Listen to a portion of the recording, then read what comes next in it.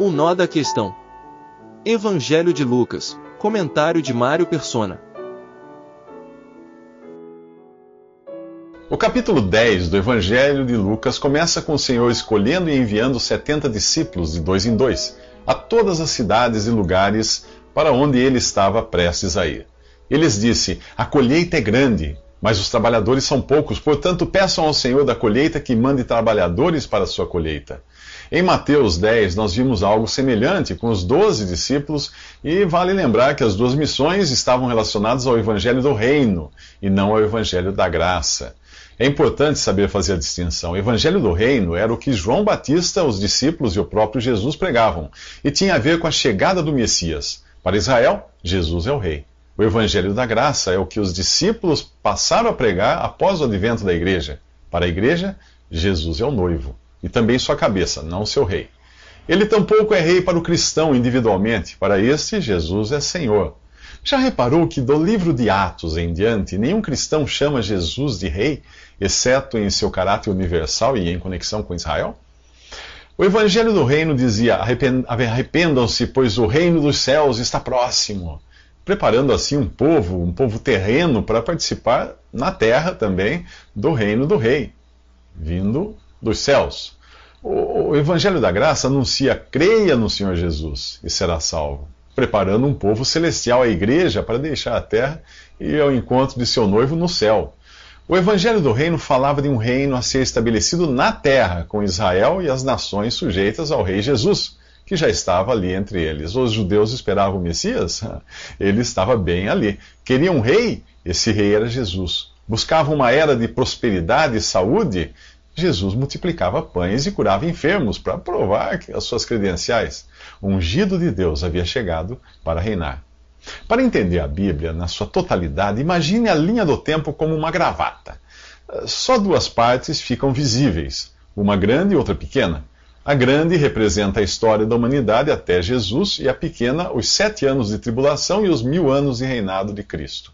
Era assim que os profetas do Antigo Testamento enxergavam. Eles não viam a parte escondida sob o colarinho, que é o atual período da igreja, que teve início após a morte e ressurreição de Jesus. Pense no nó da gravata como a parada e o reinício do relógio profético.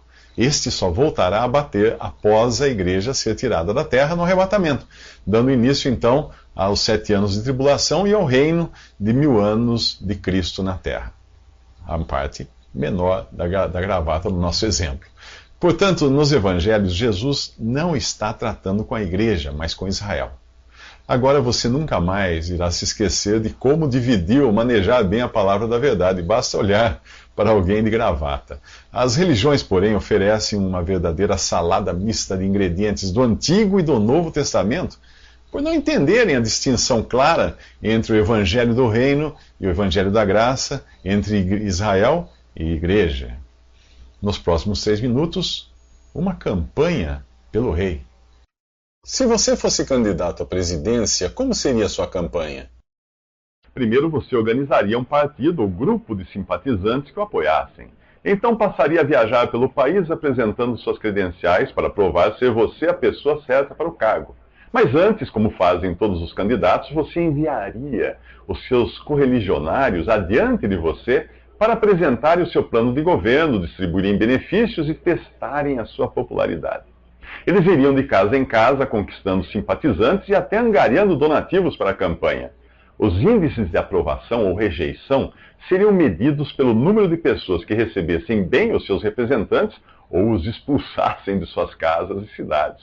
Os que o rejeitassem seriam vistos como tendo rejeitado o próprio presidente, e você encontraria uma forma de puni-los quando fosse eleito, ou os privaria dos benefícios dados aos outros.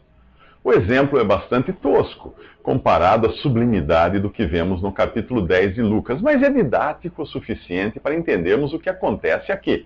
Jesus é o único candidato legítimo a rei de Israel e rei de reis. Os 70 são seus representantes que saem adiante dele para testar sua popularidade entre o povo sobre o qual ele irá reinar. Eles são instruídos a aceitarem a hospitalidade dos que os receberem bem e a alertarem publicamente os que os rejeitarem, dizendo: fiquem certos disto, o reino de Deus está próximo. haveria consequências graves para aqueles que não recebessem o rei, o próprio Filho de Deus vindo ao mundo, como é alertado por Deus no Salmo 2. Ali diz: eu mesmo estabeleci o meu rei em Sião, no meu santo monte. Proclamarei o decreto do Senhor. Ele me disse: tu és meu filho e hoje te gerei. Pede-me e te darei as nações como herança, e os confins da terra como tua prosperidade. Tu as quebrarás com vara de ferro e as despedaçarás como a um vaso de barro. Por isso, ó reis, sejam prudentes, aceitem a advertência, autoridades da terra. Adorem ao Senhor com temor, exultem com tremor, beijem o Filho, para que ele não se ire e vocês não sejam destruídos de repente. Isso está no Salmo 1. Os Salmos complementam a narrativa dos Evangelhos e apresentam os sentimentos de Cristo como quando ele é rejeitado e morto por seu povo no Salmo 22. Os fiéis, tanto nos Salmos como nos Evangelhos, não fazem parte da igreja, mas formam um remanescente de judeus fiéis que aguardam o estabelecimento do reino do Messias na terra. Enquanto isso, o Espírito de Cristo é visto nos Salmos, identificando-se, sofrendo e se alegrando com eles, além de prover sustento e proteção, como no Salmo 23. Então, no Salmo 24 e nos outros, o Rei da Glória vem para reinar. Que tal fazermos um resumo de 3 minutos do caráter profético do livro dos Salmos? Então não perca o próximo episódio do Evangelho em 3 minutos. Embora os Salmos sejam de grande edificação, exortação e consolo para o cristão, a sua natureza é profética e contém muito mais do que apenas mensagens devocionais. Ali nós vemos os sentimentos de Cristo, o Rei e Messias de Israel, identificado com um pequeno remanescente que o aguarda como rei. Os Salmos, em sua maioria, também foram escritos por um rei, Davi. Os Salmos são divididos em 5 livros. O primeiro livro dos Salmos vai do capítulo 1 ao 41. Esta porção mostra o Messias se identificando com o remanescente judeu fiel em seus sofrimentos passados e futuros até serem expulsos de Jerusalém. Essa expulsão é profeticamente vista em Mateus 24:16, que diz: os que estiverem na Judéia, fujam para os montes. O primeiro livro dos Salmos começa com: bem-aventurado o homem que não anda segundo o conselho dos ímpios, nem se detém no caminho dos pecadores, nem se assenta na roda dos escarnecedores. O segundo livro dos Salmos vai do capítulo 42 ao 72 e mostra apenas as tribos de Judá e Benjamim, que hoje chamamos de judeus, expulsas de Jerusalém e esperando em Deus, enquanto o anticristo exerce o seu domínio. Esta segunda parte dos Salmos começa com Cristo se identificando com os sentimentos de seu povo ao dizer: assim como o servo brama pelas correntes das águas, assim suspira a minha alma por ti, ó Deus. Isso está no Salmo 42:1. O terceiro livro dos Salmos vai do capítulo 73 ao 89 e apresenta a história de todo Israel, desde o Egito até o reino do Messias. Nesta porção, o santuário de Deus é visto mais em sua conexão com a casa de Davi do que com a pessoa de Cristo. Este terceiro livro dos Salmos começa declarando: verdadeiramente bom é Deus para com Israel, para com os limpos de coração. Salmo 73:1. Os capítulos 90 ao 106 compõem o quarto livro dos Salmos e mostram o remanescente judeu expressando a certeza da vinda do Messias e de seu reino em justiça. Ali nós vemos Jerusalém como centro da adoração na terra. Nesta porção é possível identificar todas as 12 tribos e também as nações gentias que são introduzidas nas bênçãos do reino de 1000 anos de Cristo na terra. O quarto livro dos Salmos começa com: Senhor, Tu és o nosso refúgio sempre, de geração em geração. Salmo 90, versículo 1. Finalmente, vemos o quinto livro dos Salmos, do capítulo 107 ao 150, que fala da restauração de Israel em meio a muita tribulação e do Messias exaltado que vem para destruir os inimigos e inaugurar um louvor universal. Esta parte começa com: deem graças ao Senhor, porque Ele é bom, o seu amor dura para sempre. Salmo 107, versículo 1. Eu volto a lembrar que a igreja não aparece nos Salmos. Nos próximos 3 minutos voltaremos ao capítulo 10 do Evangelho de Lucas e ao orgulho dos discípulos. Os 70 discípulos voltam alegres da missão de levar as boas novas do reino, porém o que fez os seus olhos brilharem e os seus corações palpitarem foi o poder que tinham em mãos. Senhor, até os demônios se submetem a nós, em teu nome, dizem eles a Jesus. Mais uma vez, a resposta de Jesus revela o que há em seus corações. Eu vi Satanás caindo do céu como um relâmpago, diz o Senhor. Jesus traz à tona o orgulho dos discípulos, o mesmo orgulho responsável pela queda do diabo.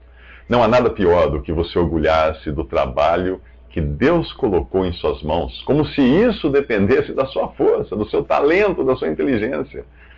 Pois é Deus quem efetua em vocês tanto o querer quanto o realizar, de acordo com a boa vontade dele, escreveu Paulo aos Filipenses, em Filipenses capítulo 2. Deus não precisa de nós, mas nos dá o privilégio de participar de sua obra. E se nós falharmos, ele escolherá outros para a tarefa. Pois a obra é dele, por ele e para ele. É uma insensatez louvarmos aqueles que Deus usa. Deveríamos louvar a Deus por usá-los, não o contrário. E se você busca reconhecimento por seu trabalho no Evangelho, deveria se envergonhar por querer ficar sob o mesmo holofote com Deus. Ele diz, não darei a outro a minha glória. Isaías 42:8. Deus está atento para a nossa vanglória, e não raro ele providencia um freio para o nosso orgulho. Foi o que fez com o apóstolo Paulo. Tamanhas eram as revelações que Deus lhe deu, que sem freio, a carne de Paulo teria se descambado a gloriar-se de seus feitos. O próprio Paulo conta em sua primeira carta aos Coríntios como Deus colocou um freio nessa sua tendência, para impedir que eu me exaltasse por causa da fraqueza, da grandeza dessas revelações. Foi-me dado um espinho na carne, diz Paulo, um mensageiro de Satanás para me atormentar. 3 vezes roguei ao Senhor que o tirasse de mim, mas ele me disse, minha graça é suficiente para você, pois o meu poder se aperfeiçoa na fraqueza. Portanto, eu me gloriarei ainda mais alegremente em minhas fraquezas, continua Paulo dizendo, para que o poder de Cristo repouse em mim. Por isso, por amor de Cristo, regozijo-me nas fraquezas, pois quando sou fraco é que sou forte.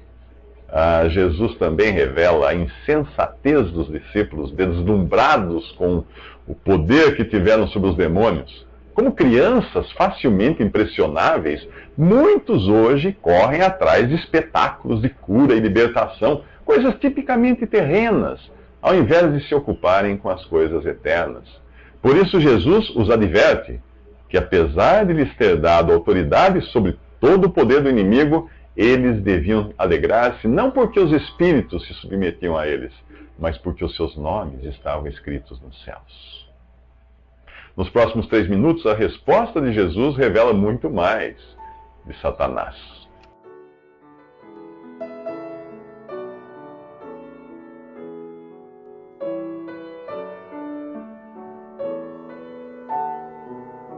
Visite Respondi.com.br. Visite também 3minutos.net.